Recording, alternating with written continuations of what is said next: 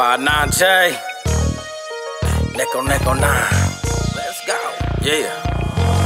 I'm sideways in the bucket ducking 5-0. Hey yo, what's good with everybody, man? I hope everybody's having a productive day, feeling blessed, and like I always say, it's one life, one chance. We only got one chance to do this right. Let's get it done. I'm gonna try a new video. Been watching a lot of videos on this. I'm gonna put something together, but I want to ask a serious question. It's only because I want to learn something, and it's a very controversial topic. You know, I posted some things about it on my Instagram one time, and a lot of people had some harsh words for me, so I'm gonna bring it to everybody else's attention. Now, we all know what's been taking place recently. I watched a documentary on it's from Al Prophet, Meth America, and how the drug cartels across that border over there in Mexico, whether it's the Cuatro Letras, Sinaloa, you name it, we're starting to see more of these guys and their workers get busted. And I trip out on that, right? A lot of the workers always get busted, but how often do you see the bosses ever get busted? Like, for example, El Mayo, this guy right here, the one that took over after El Chapo Guzman got busted and got sent to the prison system over here and extradited in the United States. You know, but they said he was like a co-founder of the Sinaloa cartel, so he was kind of like behind the scenes the whole time, and El Chapo was the front man. Whatever the case may be, you know, you never really hear about the bosses getting busted per se. Sometimes, but not all the time. But you always hear about their workers getting busted, whether it's here in Cali or whether it's in Texas, whether it's in Mexico. Or trust me, I read borderline beats faithfully. I just trip out on that stuff. I really don't ever do articles about it. But the scene, that documentary that Al Prophet put together is one of my favorite YouTube channels. You know, I did see that, you know, they are utilizing Los Angeles. Los Angeles is known as the base network. Basically, all the drugs cross that border, end up in Los Angeles, and people from all over the states in the United States are going to Los Angeles, picking up pounds of dope, pounds of meth, hopping on airplanes, however they're smuggling it, or whether it's trafficking it through the highways, are distributing it all throughout the United States. But they're basically saying the streets of Los Angeles, the city of Los Angeles, is where they're distributing all the narcotics. And we all know that's for certain. I don't like to sit here and say, you know, LA is like the home of meth, because not everybody in LA does drugs. But that's the forefront of where all the drugs are being distributed out to the United States, because it's so close to that border, San Diego and LAX. So after watching that documentary, you know, I came across a couple articles that I want to introduce to you. 50 people in Southern California, mainly the Imperial Valley, got busted, and they're labeling it, you know, a distribution center for the Sinaloa cartel, that there's big strong ties and links to Sinaloa cartel members. Now, whether it was cartel members setting up shop there and utilizing some workers and some gang members or some soccer moms, whatever the case may be, to distribute from that local area all across the United States.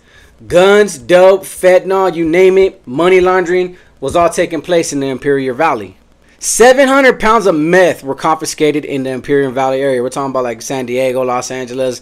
They described a bunch of little local areas. 700 pounds of meth that was going to be distributed throughout the United States was busted right there. 52 firearms and like 4 kilos of fentanyl. So you would think big bust, major bust. Obviously, the news media is always going to identify. That's why I trip out. The news media always says it's a major bust. Bro, that's probably small fries to a giant right there. They probably looked at it like, man, we can get rid of that. That ain't nothing. That was just extra. Then you had Operation Hotline Bling. Why the hell they used Drake's song? I have no idea. But basically, 15 members of the Sinaloa cartel got busted in the Inland Empire. And it's a trip, right? They got busted with 300 and something pounds of meth, couple of keys of fentanyl, like 700,000 pills, firearms. They pretty much said it was $16 million worth of dope that they confiscated. And in both cases, in both operations, there are still some fugitives on the loose. These ain't the only two drug-related busts when it comes to the cartels that have been busted in Southern California. After hearing that Mago story, and after doing a lot of the information that I did on that video, you know, I'm starting to realize, man, through all these articles, you know, that's where their home base is at. Trust me out, we talk about all these 100,000 gangs that are identified as Southerners in the streets of Southern California and Los Angeles. But the real power, the real dangerous power, the power that we should be focusing on and should be combating as well, is the Sinaloa cartel, the Cuatro Letras, and all their workers that they're sending across that border. It's a trip because I read an article. They call it the VIP package. I guess there's a new tunnel that's taking place, and it's traveling a lot of people to Los Angeles, especially El Paso, Texas. Basically, the VIP package is this: you pay a certain cartel a specific amount of money. We're talking $6 grand per person, and you're allowed to use that underground tunnel and travel 2,000 miles from wherever they're at, located in Mexico, where you have to start from to get to the end zone. 2,000 miles traveling through this tunnel for $6 grand. So they found a lucrative profit. You know, you can utilize that tunnel and send a key or a pound of meth, cost $1,500, plain and simple. But each person, 6,000 to 10,000, maybe even 15,000 if it's a family. They're making a lot more money sending immigrants through this tunnel, through Texas and through Los Angeles, and they're calling it the VIP package. Now, basically, they're going to give the people that pay for the VIP package, it's like a travel agency number. So basically, they give them a phone, and wherever they're going, and somebody questions them, specifically, they said from out of Juarez, a group called La Línea, you're going to call that phone number, and it's going to be directly to them. And they're going to be like, yeah, he has my phone. Yeah, he paid us. We're trafficking him. He works for us, or he paid us. He's under our protection. Send him through. And they said 1,000 people a month have been showing up in El Paso, Texas.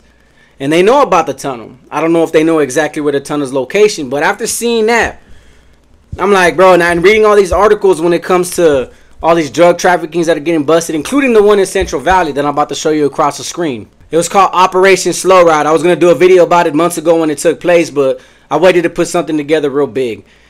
90 people got busted, all connected to the Sinaloa cartel. Over 90 guns were confiscated. We're talking about hundreds and hundreds of pounds of dope confiscated off the streets. So now they're moving all the way up to different states, but we're starting to see it move all the way up from Southern California, which they labeled LAX as the home front where all the distribution for the Sinaloa cartel drugs go everywhere. We hear about these busts and we automatically assume, hey, the DEA, the Alphabet Boys, they're doing their job.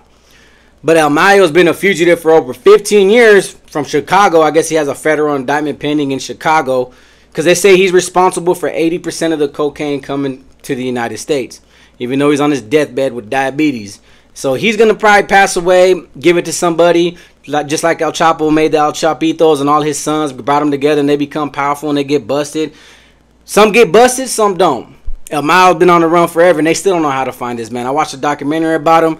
They can't find him whatsoever. Don't know where his location because the people in Mexico protect him. You know, these little DEA busts that I see going on, or with the FBI or Homeland Security, it looks good to the news media. It looks good to the American people, the public. Like, we all, like me, for example. I'm sitting here like, oh, man, they busted like 300-something pounds, bro. That's because I was a meth user. I know what it does. I really know how powerful that drug really is and what it can do to you, to your mind, and how much crime has been caused because of people on that substance. Now, mind you, every time I've done one of these videos, somebody in the comment section or somebody in my Instagram would always tell me, hey, bro, it's not really the cartel's problem. Somebody's going to do it, whether it's them, whether it's the U.S. government, whether it's them or the CIA. It's the American people that have a demand for it. I get that. Meth addiction, pill addiction. You know, America's addicted to something, even if it's obesity, even if it's fast food and just sugar. We're all addicted to something, like me, monsters. But still, we can say that as much as we want, but, you know, just because American people demand it doesn't mean they have to sell it. I mean, some of these cartels be making $60 to $100 billion a year, opening legitimate businesses to launder the rest of their money. You know, at some point, some people just get too powerful where they don't know how to stop gaining money or gaining control or abandon the sense of power. You know, if I was hypothetically, if I was in that line of business, after I made like my first 50 million and opened up some legitimate businesses, I don't need to be in the business no more. But people don't walk away from this lifestyle, whether it's the street life, whether it's gang politics, whether it's prison organizations or the cartel, for example. The power and the money is just too much. It's too much to let go. So there ain't no stopping it. The question I want to ask in this video is, after reading about this tunnel, this is probably one of many tunnels we don't even know about. I'm talking about the tunnels that already been confiscated, that went on for years of smuggling dope and immigrants across the U.S. Reading this article, you know, it brings me back to the concept that everybody's always talking about. We need to build that wall. That's all I ever see sometimes. We need to build that wall. I thought there was a wall. I don't know how loose that wall is. I don't know how much that wall is a breach of security, but I know drugs and people come across that wall every day. I don't know the severity of it. And in one of these operations, a border agent, active border agent, got busted moving meth over here. So what does that tell you? Can't even trust our own law enforcement agencies sometimes. But I don't really think nobody trusts them. After I read that article and watched the documentary about how the cartels were being funded by the Americans with drugs and guns and all this and this and that, you know, I'm very confused about this war on drugs fight, plain and simple. But the border policy, thing I heard a lot, and this is a trip, is that a lot of people always made the same excuse. Oh, we need to close the borders. We can't be opening up the borders.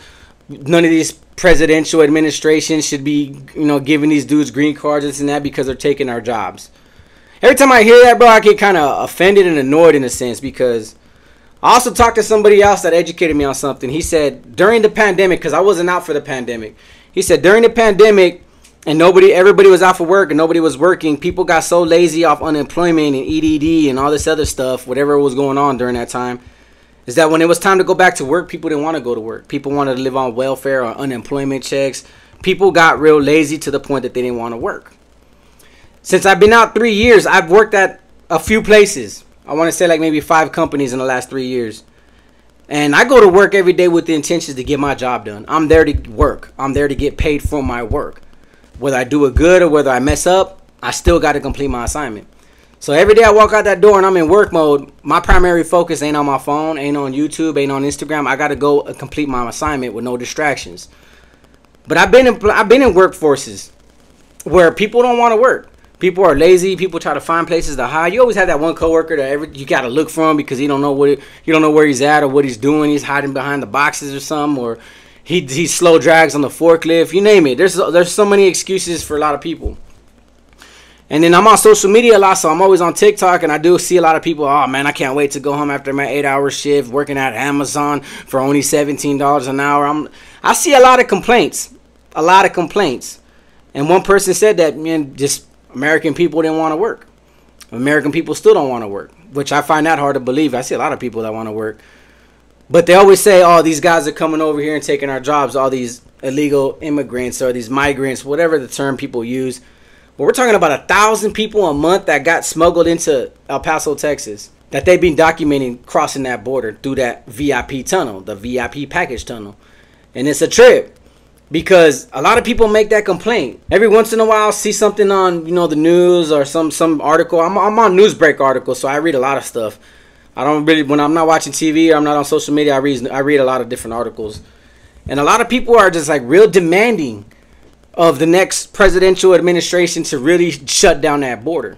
Is it because of the drugs or because people are leaving their country, abandoning their country, and it's so much of a threat because they're going to take our jobs or they're going to upset our economy and they're going to live on welfare or the government's going to give them free money and not help the American people? And I'll end it on this note. I was watching the movie the other day, American History X, and when he had all those, you know, white guys, the supremacist dudes in front of that liquor store, and they went and demolished it. The speech that he had is a speech that I've been hearing for quite some time. When he was talking about how they come in and take our jobs, hardworking Americans, the government wants to favor them and take care of them before us. And dude, it put me into a weird train of thought, and I'm not going to share it with you guys, but you know, I just remember telling somebody that I was watching it with, I was like, damn, that fool made a lot of sense. I don't agree with it, but it just made a lot of sense. That's all I can say about that. And I hear that to this day because I see the uproar on social media, how these people want these borders closed. They want them secured. They want a bigger wall. They're depending on law enforcement to really crack down on these cartels and crack downs on these pipelines and these tunnels and smuggling operations. It's not going to happen. I don't really see it happening. It's been happening since cartels been created. They've been breaching that border. So what's the biggest argument and what's the real reason why people don't want all these people from different countries to come to this country? What is it doing to us, like, internally? That's the part that I'm confused with, but I'm very uneducated with. Yes, I can read a bunch of articles, but my audience educates me when I read the comments in the comment sections. Now, my apologies that I don't answer everybody, but I read those comments and I read what everybody says and I kind of take heed to it. Like, okay, I see that perception. I see that perception. Because people are always going to ask me where do I stand on it. And I'm like, bro, people are fleeing their countries because Everybody says all these countries are dangerous, poverty, corrupted governments, and they think that this is a land of opportunity. Like, I don't want to deprive nobody of that. I don't want to deprive nobody of their dreams and aspirations to be somewhere else in life and raise their kids. But I also live out here, and I also see the mentality and the complaints and the rage from even our own people towards our own government. Sometimes it makes you want to tell everybody else, like, damn, bro, like, don't even come over here, bro. You think you're running with problems, bro? We got major problems. So I don't know where I stand with that. But I'm just trying to figure out, like, these cartels are going to continue to invade the American soil. With the drugs, with the guns, with the smuggling, with the migrants. They're all about making profit. They're a criminal organization that believes in making money and power. So I don't see that stopping anytime soon. I think it's wrong that they're taking advantage of people that are already fleeing their countries and want to leave their poor countries and their corrupt governments to come over here. I don't feel bad for that. And these cartels are just right here, just like, you know what, since you want to make it across that border, you know, I'm going to need $10,000 of that. Or else I can stop it right here. I can kill you right here. I can kidnap your daughters. Yeah, they need to be combated in their own sense with their own war. I'm just trying to figure out the American mentality because it's split in the middle. Half the people in America say, you know, let them cross the border. It's all good. It's lovely over here. Let them live. And then the other half is like, hell no, you're taking our jobs, man. You're taking our food. You're taking our welfare. I'm just so confused on that aspect. So I thought I'd put this video together, talk about what's going on with the cartels and how a lot of these Sinaloa cartel members are getting busted. But most importantly, I wanted to talk about that underground tunnel and how 1,000 immigrants are coming every month through that tunnel just to address that. That's not only happening, but how does everybody feel about that? Like, is it wrong for these people to flee their own countries and come to a country they feel is better, is safer, that they can have at least a fighting chance? Because that's a subject I want to embark on and learn just a little bit about, because I want to know why everybody's so divided and why everybody chooses either to let them come in or keep them out. Like, I don't understand the harm it's doing other than what these cartels are doing. Because people can say, oh, these migrants are smuggling in the coke. These migrants are smuggling in the guns or bringing the guns through these tunnels. These migrants only come over here to terrorize our communities and cause crime. Because we can sit here and elaborate on so many articles and news medias that publish, you know, this migrant worker did this, sexually assaulted this woman, raped this woman, killed these people. They're always going to point out the bad aspects, and they're going to convince us that all these people are bad. So I don't really fall for the news media like that. I'd rather hear it from you guys. So you guys let me know your guys' honest opinion, man. And like I always say, it's one life, one chance. We only got one chance to do this right. Let's get it done. Peace.